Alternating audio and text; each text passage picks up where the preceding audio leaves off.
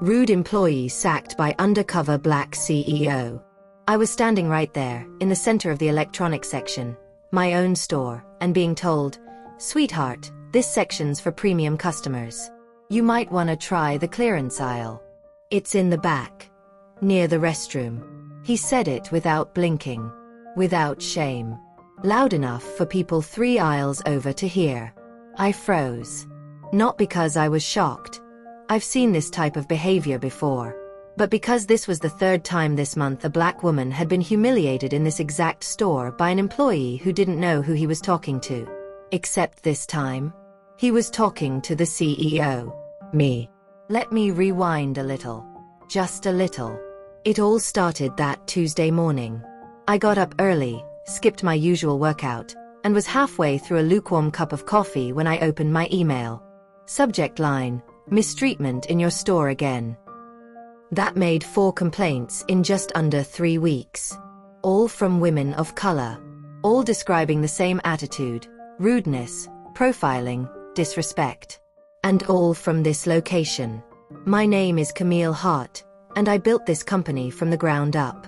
From one tiny storefront on the east side of Chicago to now 3 thriving retail stores, 50+ employees, and partnerships with national brands.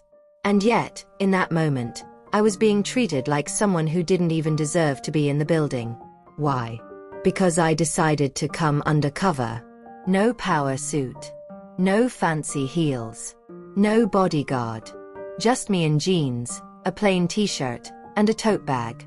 I wanted to see how customers, especially black women, were really treated when no one was watching. And Marcus gave me a show. When I pulled up, it was almost noon. The sun was sharp, casting a blinding glare off the store's glass door. I stood outside for a moment just watching. Through the glass, I could see employees chatting at the counter. No urgency. No professionalism. Just chillin'. I walked in and got exactly what I expected. No hello. No welcome in. Not even a nod. 2 white women came in right behind me, giggling and talking loudly about their lunch order, and were greeted immediately. "Hey ladies. Anything I can help you find today?" One employee said cheerfully. Me. Nothing. No acknowledgement. I may as well have been invisible. And that's when I spotted him. Marcus. Tall. Dark fade. Maybe early 30s. Dressed sharp, but too relaxed, too smug. His body language said, "I run this place." Spoiler, he didn't. I moved toward the tablet section and picked up one of our newest models. I knew everything about it. After all, I was the one who approved its shelf placement. But Marcus didn't know that. "You good, sweetheart?" he said, strolling over, hands in pockets. I looked up. "Just looking," I replied. He tilted his head like I was some lost stray dog. "Yeah, that one's a little pricey. You might want to try some of the older ones. Budget sections toward the back." I blinked. "Excuse me." He smiled, like this was all a joke. "Just sayin'. Some folks come in just to window shop, and that's cool. But don't waste my time unless you're serious." Waste his time. I could have bought the whole damn store and turned it into a dog grooming parlor if I felt like it. But sure, I was wasting his time. I watched him walk away. The confidence. The entitlement. The sheer nerve. And that's when it hit me. He didn't just treat me like this. He was comfortable doing it. Which meant he had done it before. That's when I remembered the name from one of the complaints. I think the guy's name was Marcus. Tall, black, rude. He made me feel like I didn't belong in your store. This was him. And I was going to deal with it. I didn't storm out. I didn't call security. I just started watching. I walked around the store, observing Marcus in action. He ignored the elderly black woman asking for help with headphones. He rolled his eyes at the young Latina mom who accidentally knocked over a speaker box. But when a white man in khakis walked in, Marcus turned into a personal concierge. "Hey sir. We just got this sound system in. Let me show you. I recorded every interaction on my phone. I already had all the evidence I needed. And then, just to test him one last time, I circled back to the front. I'd like to speak to the manager, I said. He chuckled. You're looking at him. I'm the assistant manager here.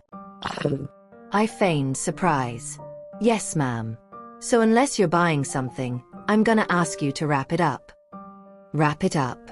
The words echoed. So casual. So degrading. I smiled. Okay. Thanks. Then I walked to the corner of the store and sent a quick text. He's confirmed. Call Tom and bring him here. Now. As I waited, a girl in her late teens approached me. Black, short afro, soft eyes. She leaned in and whispered, "Ma'am, I saw what he said to you. He's always like that." "I'm just a cashier. But I'm sorry." I squeezed her hand. "Thank you. What's your name?" "Bree." "You're doing the right thing, Bree. Hang in there." Little did she know, that small moment of honesty just saved her job. 10 minutes later, Tom, my district manager, and Claire, our HR director, walked in. I met them at the back and told them everything. "I want him in the back office. Now." Tom nodded. We called Marcus to the office. He looked confused. And annoyed. "Something wrong." "I think you already know." Once inside, I took off my jacket, sat down, and looked him dead in the eye. "I'm Camille Hart. I'm the CEO of this company. And what I saw today was completely unacceptable." He paled. "Wait. CEO. That's right. You called me sweetheart. Told me I didn't belong in the premium section. Laughed when I asked for your manager. And that's just today. I've got 3 separate complaints with your name on them." He tried to speak. I raised my hand. "You've shown a pattern of targeting women of color. Today I came to see it for myself. And you proved them right." He tried to fake tears. "I didn't mean anything. I was just. You were just being who you are. Arrogant. Prejudiced. And sloppy." Tom slid the paperwork across the table. "Your employment is terminated. Effective immediately." Security escorted Marcus out. The staff stared in silence as he was walked through the store. Some looked shocked. Others, relieved. I stood near the exit and spoke up.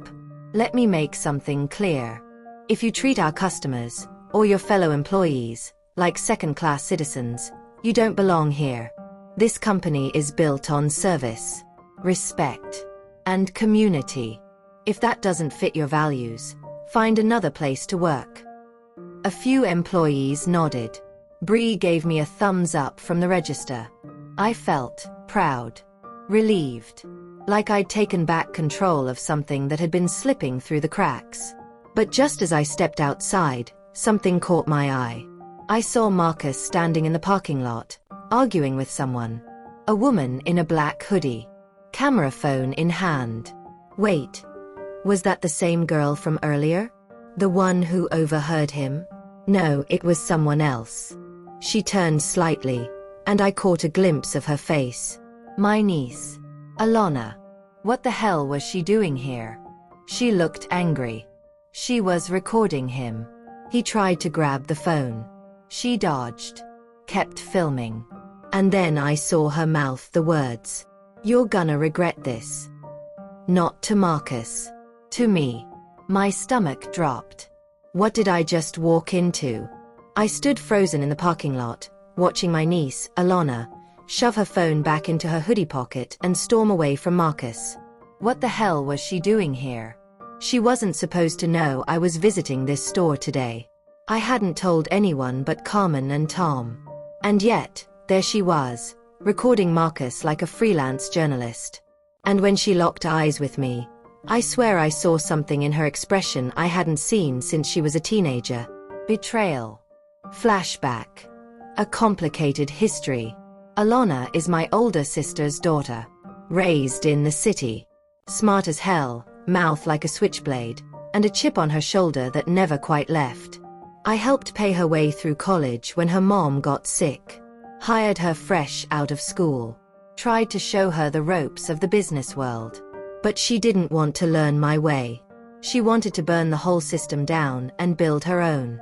She worked for me for less than a year. Resigned after a heated argument over, ironically, the way another manager had spoken to her. She said I didn't do enough. That I was too concerned with protecting the brand and not the people. We hadn't spoken much since. Until today. Back to the parking lot. I ran over. Alana. She turned halfway, eyes blazing. Don't, Alana, me. What are you doing here? I could ask you the same thing. Coming in undercover? Firing him in front of everybody. Did you see the way he treated me? The way he's treated customers? Oh, I saw. I've been watching this place for weeks. He's an ass. But he's not the only problem, Camille. I folded my arms. Meaning? She stepped closer. There's a culture in your stores. People are being talked down to, profiled, skipped over for promotions. And not just by Marcus. You wanted to catch him? Great. But what about the rest? I blinked. You've been investigating my stores? She pulled her phone out again. Yeah. Independently. Got hours of footage. Customer interviews. Even Bree gave me statements. Bree. She reached out. Said she was scared to speak up. I felt the ground shift under me. This wasn't just about Marcus anymore. This was about my company. My name. And the storm was just beginning. The night that followed. I didn't sleep. I sat at my desk in my home office, watching the footage Alana sent me via email. 3 clips stood out. A young black man asking about a job application being told, "We already filled the position," when it clearly wasn't. A Latina mom being ignored while asking for help with a return, twice. And then, me. The footage from earlier that day. From Alana's angle. My humiliation captured in crisp 4K. The next morning, the video was trending. A clip from my confrontation with Marcus had been uploaded, captioned, "Black woman harassed at store. Turns out she's the CEO, flushed face fire." Over 1.2 million views in 12 hours. Comments were pouring in. Why is this still happening in 2025? She handled it like a boss. This company better clean house. And then, I saw Alana had shared her own post. What happens when you fire the symptom but ignore the disease? Attached was a full 8-minute exposé. The damage was already done.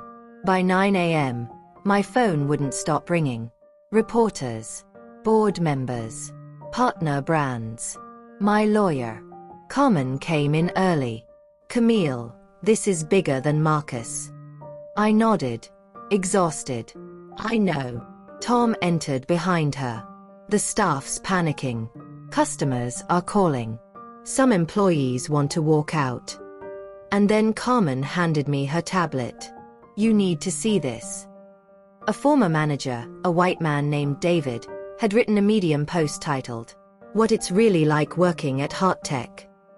In it, he described microaggressions, unequal discipline, favoritism, and what he called a silent tolerance for discrimination that started at the top. My blood ran cold. Even if it wasn't all true, some of it was. And the rest. Enough people would believe it now. I called her. "Meet me. Noon. West Side Café." She showed up wearing the same hoodie from yesterday, no makeup, fire in her walk. "Why here?" she asked, sliding into the booth. "Neutral ground." She shrugged. "All right. Let's hear it." I leaned in. "Why didn't you come to me privately?" "Because I tried that before. Remember? When I left, I begged you to listen. I told you what was happening. You brushed me off. I was trying to protect the company." "You protected your brand," she corrected. "Not your people." I sighed. "And what you did? Blowing this up publicly." She raised an eyebrow. got your attention, didn't it? Touché. I want to fix this, I said. But I can't do it alone. Alana looked skeptical. You're not just trying to save face? No. I'm trying to save what I built. And rebuild it better. Silence. Finally, she said. Then give me a seat at the table. What? You want real accountability? Real change? Hire me back. Let me run internal equity. Independent of HR. Total access. Total transparency. You want to be my watchdog? No. I want to be your conscience. I stared at her for a long moment. And then, extended my hand. Deal. She shook it. The next 2 weeks were brutal. We held town halls. Brought in outside investigators. Suspended 2 other employees. Launched a full internal audit. Alana started her role with full authority, and didn't hold back. She interviewed every single employee. Hosted listening sessions with former staff. Implemented anonymous complaint systems. Even restructured the promotion pipeline. And me. I made a public apology. On camera. Full face. No PR coaching. I failed. Not because I didn't care, but because I wasn't paying close enough attention. But that changes now. 1 month later. It was noon again. Bright. Sunny. I walked into store number 3, not undercover this time. Employees stood straighter. Smiled. Greeted customers. Bree saw me and beamed. Miss Hart. You came back. I smiled. Of course. This store matters to me. And thank you for listening. I nodded. Thank you for speaking up. As I turned to leave, Alana was standing by the door. She held up her phone. Videos live. Which one? The update. The apology. The reform plan. I smiled. Think they'll believe it? She shrugged. Doesn't matter. You're doing the work. That's what counts. If you've ever been judged by how you looked, if you've been overlooked, mistreated, or dismissed in a space you deserve to be in, know this. You are not invisible. Your voice matters. And when used with purpose, it can shake systems. Sparkles, share this video with someone who needs to hear it. Speech balloon, comment below. Have you ever been disrespected by someone in customer service? Direct hit, and if you're in a position of leadership, look closer. The culture you tolerate is the one you create.